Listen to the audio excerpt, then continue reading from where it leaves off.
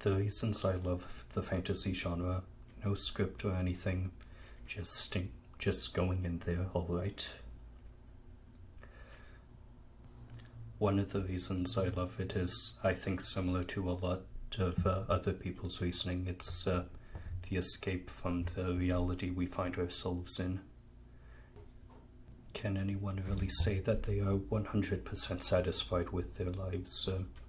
Well, I certainly can't. There are things I would like change. I know that, honestly, I have it pretty good compared to a lot of other people, but I'm still not entirely satisfied. And, is anyone ever really 100% happy with their life?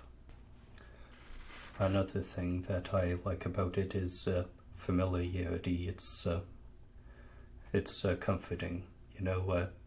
A lot of the tropes you find in fantasy, some people would see it as negatives, but I don't. I think it's nice to see these archetypes repeated and expanded upon. You've got the cool elf who does flips and tricks.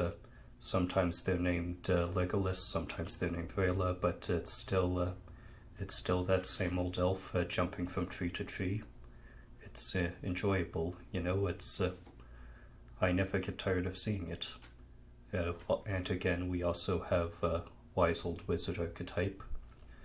Sometimes it's Merlin, sometimes it's Obi-Wan, but it's nice to see him. It's guiding. I think we could all use a mentor, some wise person who just knows everything and always has the best intentions, which is not realistic at all. Yeah, the magic and stuff I can handle, but whatever. There was a time a couple of years ago when I was starting to lose interest in fantasy for a bit and wondering, is this the end? Have I seen all there is to see? Is it time to move on to something else? And then I read this book, Rulers of the Dead, and in the first couple paragraphs they're talking about the ancient cities and the Lost Empire and the gods and all that, and it's it reminded me why I enjoy fantasy so much, and it's been a ride ever since. It's gonna be a long, rambly sort of video. That's kind of what happens when you've got no script. I like seeing those archetypes I was talking about earlier. I like seeing them over and over. I like seeing them built upon. Every author has their own version of elves or their own dwarves, orcs, whatever. And that's another thing I like about fantasy. It is what you want it to be.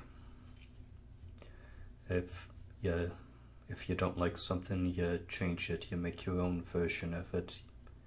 You make your own elves, dwarves, orcs, however you like to go about it. It's yours. It's always what you want it to be. You take the bits and pieces you like and you put them together.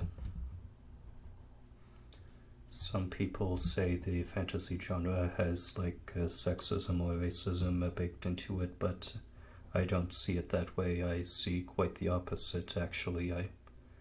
It's a place where you can go for a couple minutes a day where those things don't exist, and it's it's beautiful just to stay there for a bit. Sorry.